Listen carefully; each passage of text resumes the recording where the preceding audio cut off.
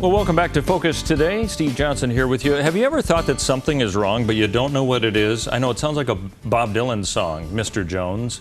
But actually, I think a lot of people are saying there are things that are wrong in the United States, and we should find out what it is because it affects our lives directly. Well, our guest is, really, he's been doing that for a long time now. David Kupelian is with us. Good to have you with us. Hey, Steve. Now, you may have read one of his books that he's had. We're going to tell you about the latest one, or you may have read some of his work that he's done on WorldNet Daily, because you're kind of a mucky-muck up there, aren't you?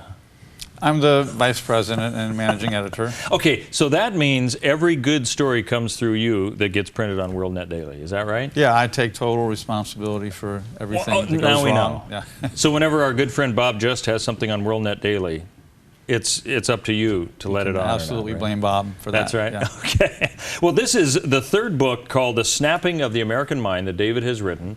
Talk about the other two that you've written briefly. Well, my first book, which is the best known as The Marketing of Evil, that was from 2005, and that was basically looking at all the really bad stuff that's happened in America through a marketing prism. And I'm talking hardcore, you know, the mainstreaming of homosexuality, abortion, the crazy idea of church-state separation we have, what's happened to our schools, all the big culture war battle zones, okay? And I looked at them through how could the greatest country on earth, America, this is, I love America, okay? We've got the most magnanimous nation really in history. How could Americans fall for things that every previous generation looked at as evil? Okay? And it's not because we suddenly became stupid or evil in ourselves, but we were sold on these things through very sophisticated marketing campaigns. And I quote directly from the marketers, and it's still a popular book after 10 years because it takes a very unique look at what has happened to us and how we got sold on really bad stuff. Like 5 years later, your next book was what? How Evil Works, 2010. That was looking at the same topic, but from the other side of the fence. It's like you have a con game, okay? The con man goes to your door and says, you know, listen, give me all your money. I'm going to go down the street and give it to a little troll under the bridge. I'm going to come back in 15 minutes and I'll double your money, okay? And some people say, get lost. And other people say, oh, you're such a nice young man. He reminded me of my nephew. I gave him all my money. So what is it about some of us that fall for this, okay? In other words, it goes back to the marketing of evil. So, okay, we got sold on absolutely crazy beliefs and self-destructive practices and ideologies that have never worked in the history of the world. Why did that happen to us? And so How Evil Works goes into us, and it's basically a Christian, Judeo-Christian look at what are our weaknesses and failings, and even they take advantage of our goodness, our generosity, our open-mindedness, our pluralism in America. And so it kind of shows both sides of the con of how we could have changed so much in a negative way so fast in the last couple generations. And I think you've hit on it right there. Things are changing so quickly in ways that we never thought they would, just in the last couple of court cases. And I found it interesting. The latest book is The Snapping of the American Mind that David has written. And on the inside flap it says, America the Beautiful has become America the Bizarre. Government openly defies the law. Christians are prosecuted as criminals. Christians transition to the opposite sex. The president supports our enemies, and 130 million Americans depend on mind-altering substances just to get through life. Now, that sums up a whole lot of, I'm thinking of court cases, voter-approved initiatives, and all sorts of things that way. The snapping of the American mind, talk a little bit about this. Is this a manipulation that's going on, or is this something we're allowing to happen? Well, snapping, the verb snapping, implies something sudden. Right. We used to watch Snapped on TV. Somebody goes and kills somebody because they pressure just snapped. But it also implies this pressure has been building up over a period of time before the person snapped. And what I'm saying is that in America today, because this change in America has been going on for 50, 60 years and longer, actually. Okay. But during the Obama administration, in a fairly, in what in historical terms you'd call a very, a twinkling of an eye, we have changed. I mean, we now have situations where, I don't want to be too graphic, but men can basically, have an operation on their plumbing and then proclaim that they're a woman, okay? Or in Bruce Jenner's case, not have an operation.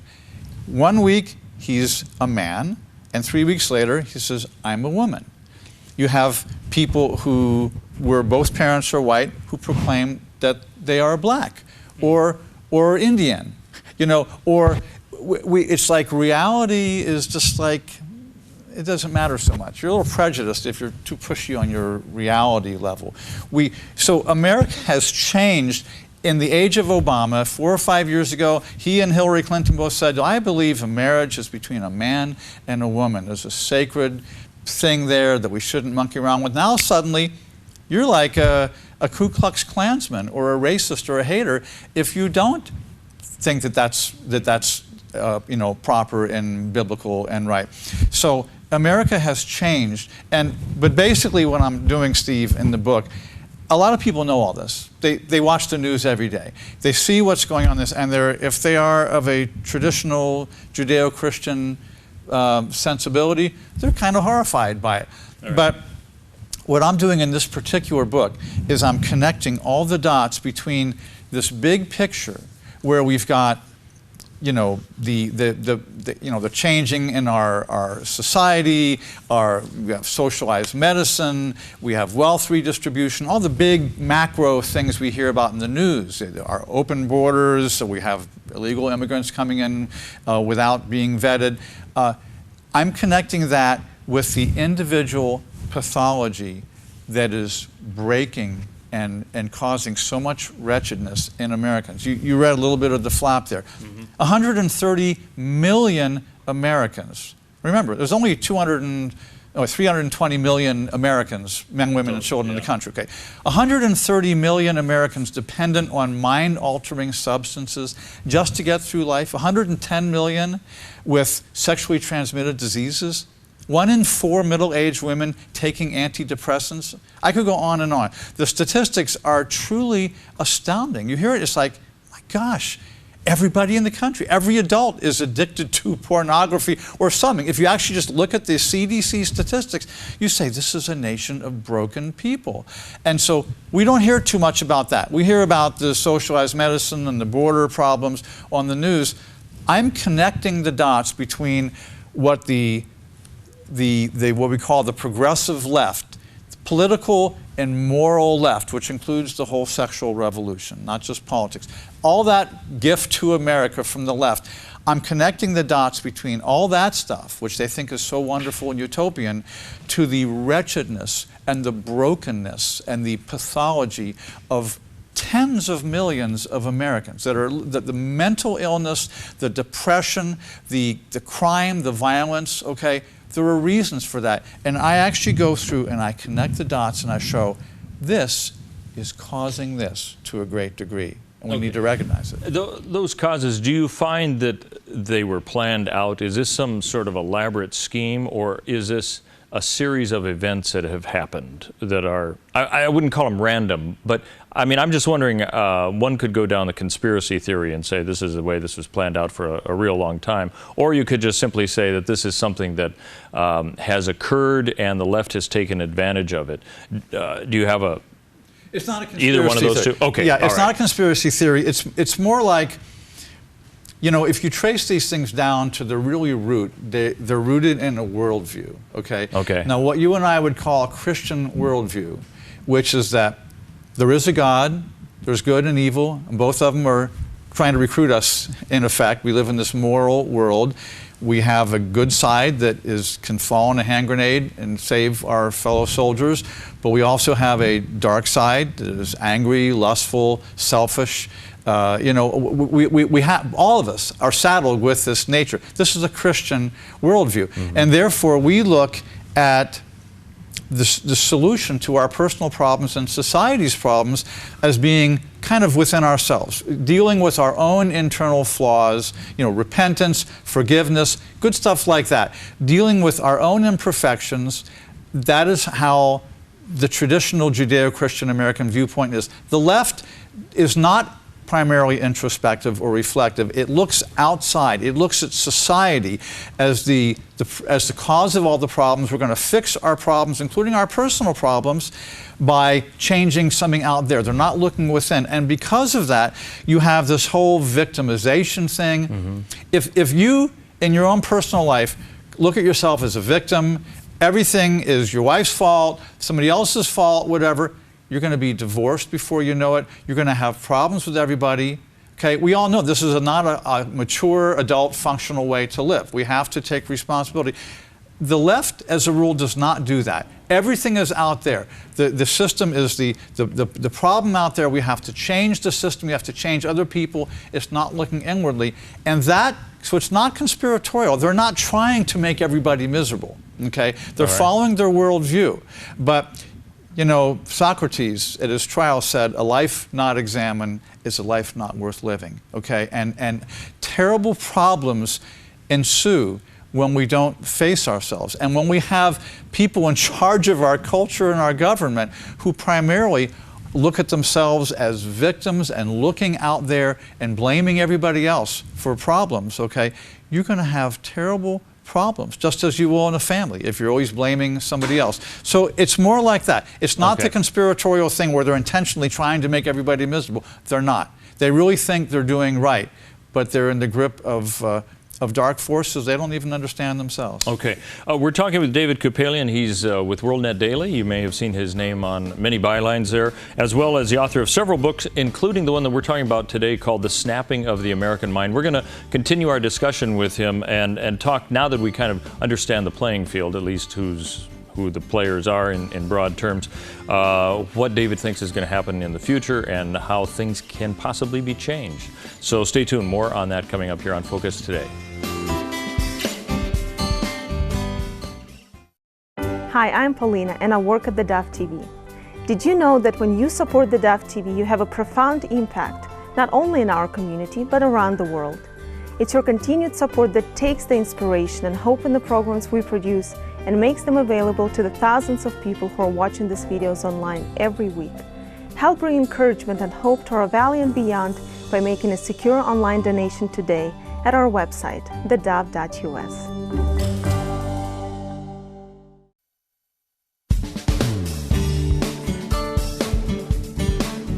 Welcome back to Focus Today. The book is called The Snapping of the American Mind. Our guest is David Kupelian, author of also The Marketing of Evil and How Evil Works. And you might have seen him because he also is the managing editor online with WorldNet Daily. And it's great to have you in the studio here. Yes, okay, we've kind of outlined a little bit of the idea of the roles that we're seeing played, the left, the right, how things are getting perhaps manipulated a little bit. And you outline that in your book. And I want to get into some more specifics here. You have a whole lot of chapters that look fascinating. Chaos theory, we have kind of heard about that in general terms. You refer to gender madness. You also have the real zombie apocalypse. Tell us about that chapter. What's that about? Well, I've got a couple chapters on addiction. And you say, well, why? Okay, addiction. What's that? You know, we watched last night on 60 Minutes. We heard a story about how prevalent heroin addiction is in the middle-class suburbs. You know, when I was growing up, it was like jazz musicians that were addicted to heroin, and it was like an inner-city thing. It was a black thing. We're talking upper middle-class suburban America. Every state in the union. It's a radical increase in high school students being addicted to heroin. And I think they talked about Ohio, which we think of middle America. Really. Yeah, they focused on Ohio. Yeah. And the thing about, you know, we talked, just to connect the dots here, we're talking before about the brokenness of people. When you have pain, whether it's physical pain or mental, emotional pain, conflict in your life, relational conflicts, it's kind of a natural thing for human beings to look for relief. And we hope that we look for understanding and a real resolution, healing to our problems. But too often we end up taking the easy way out and going on drugs. And what I do in these chapters is I show, first of all, there is an insane amount of, of everybody in America 12 and older, 11% are taking antidepressants. Okay, these are the drugs that have the black box warning label. I mean, every antidepressant of any dose and any manufacturer sold in America has a black box warning label from the Food and Drug Administration warning of suicidality. You may want to kill yourself. Now, we're giving people who are depressed these drugs. Now, I get attacked a lot when I say things like this, frankly, because even conservatives and Christians and people who maybe are in sync with you and me and your listenership on general life principles, they're taking these drugs, or they have family members who are, and they take offense if somebody says anything against them. I'm not attacking the drugs. There is a usefulness for this, okay? Drugs, I grew up in the age of vaccines and wonder drugs, okay? Drugs can be very important, okay? But when in 2010, we had 260 million prescriptions for antidepressants in this country. And again, there's only 320 million people. That sounds like, well, you know, I got like, you know, one for this hand and one for this hand, you know. It's like, it is so out of control, okay? Literally, you have about 10% of pregnant women are taking antidepressants. Pregnant women don't drink wine or eat soft cheese because they don't want to harm the baby, especially in the first trimester. But they have these powerful drugs that monkey around with the levels of serotonin in your brain and are proven. Every peer-reviewed study, without exception, and there are many that have been done, animal studies, human studies, show that these drugs are bad for the baby developing. Every single study shows this, and yet these pregnant women, they go, and not even a psychiatrist, the doctor, oh, I'm feeling stressed. No kidding, you're pregnant. It's a stressful time. The doctor gives them antidepressant. So I could go on and on. They are, and this is not just my opinion, this is a huge hullabaloo in the psychiatric profession. These psychiatric drugs, not just antidepressants, are radically overprescribed. Okay, this is a whole controversy going on within that profession. But it goes to a deeper point, is that how are we dealing with problems? We go to the helping professions. And by the way, it's not just the secular psychiatry, it's also the pastoral counselors. I have a lot of anecdotes in my book showing that, a woman goes to her pastor and he says, go to the doctor and get on antidepressants. Okay, again, I have to say, there is a time for these drugs, not forever, not for the rest of your life, to get you out of a tough scrap. I'm not a psychiatrist. I don't play one on TV. I interview and have quotes from dozens of psychiatrists and doctors and researchers and experts in the book, okay? This is not really my opinion I'm spreading out here, okay? But we are hurting ourselves by drugging ourselves to solve these problems, because if you have horrible rage and anger and betrayal because your father left you and divorced you, all these issues, okay, do you really think you're solving these problems by drugging somebody? And the thing is, that's just talking about the legal drug scene. The illegal drug scene, where we have 25 million of us, are hung up on illegal drugs. And I make a controversial point in the book, which is to say that the legal drug world of psychiatry and psych meds and the illegal drug world of heroin and crack and so forth, they're not as different as we like to think. It's basically people that are hurting, taking in many cases the same drugs for the same reasons. It's just in one case they got it from a doctor, another case they got it from a pusher. But it's uncomfortably similar, these two worlds. We like to think of them as being totally different. One's the criminal world and one is the medical science and light. They're not quite as different as we like to think. We need to revisit this. Well, you certainly do hit a lot of ground with this particular book. Again, David Kupelian, the author of The Snapping of the American Mind, Healing a Nation Broken by a Lawless Government and a Godless Culture, which kind of gives a little bit of a clue, perhaps, to your chapter called Waking Up. What is it that you want people to understand? Because it's pretty diverse to go from drugs to political agendas and all the rest. What is it that needs to happen in America that you see? Well, Steve, when you have a book like this that's a nonfiction book that's covering big problems, Yeah. okay, the whole last section of the book has to be about what do you do about the problems. And so I deal with it basically on 3 different levels, okay? One is the macro political level. You know, your previous guests here said you need to vote. Christians need to vote. You need to register, you need to vote, okay?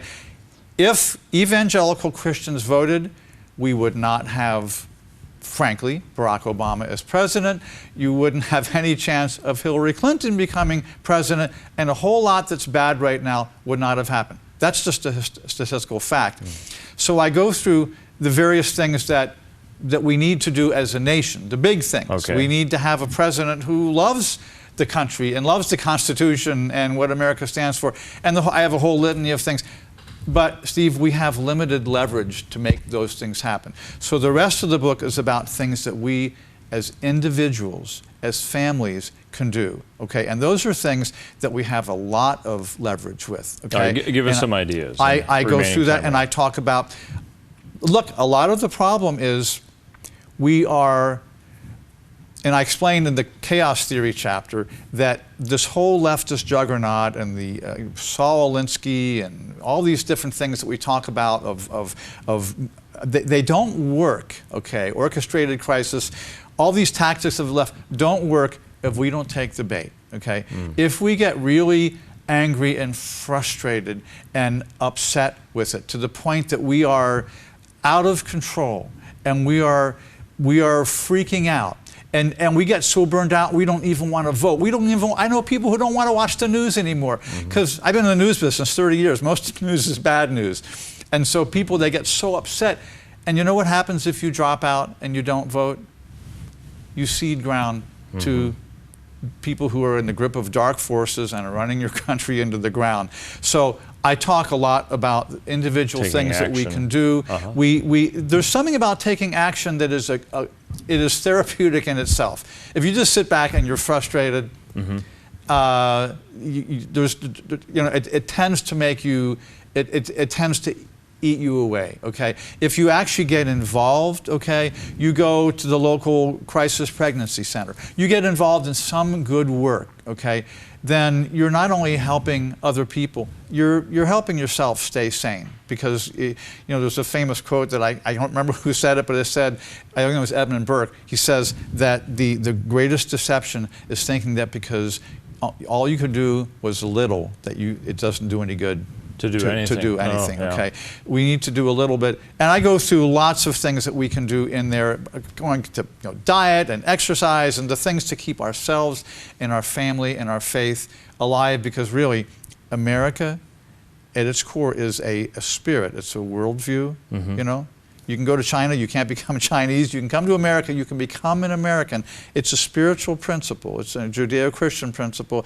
We need to keep that alive. If we're ever going to get our country back, okay, I think Gandhi said, well, I'm quoting everybody today. Gandhi said, be the change that you want to see in the world. We need to start with ourselves. That is where we have the leverage and the ability to do that.